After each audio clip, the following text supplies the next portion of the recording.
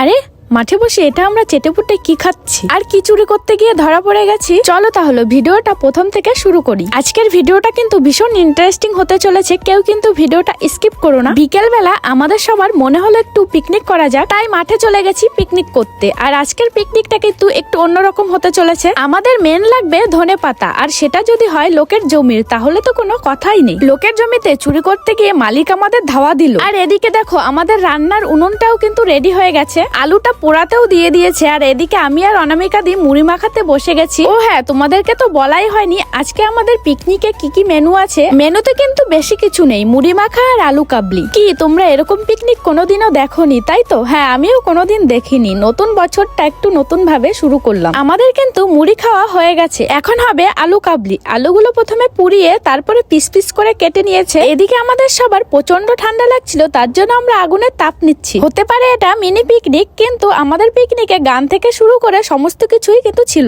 এদিকে আমাদের আলু কাবলি মাখানো হয়ে গেছে। আলু কাবলিটা এত সুন্দর হয়েছিল খেতে, আমি আর অনামিকা দি পুরো আঙুল চেটে চেটে খেয়েছি, গামলাটাও পর্যন্ত ছাড়িনি।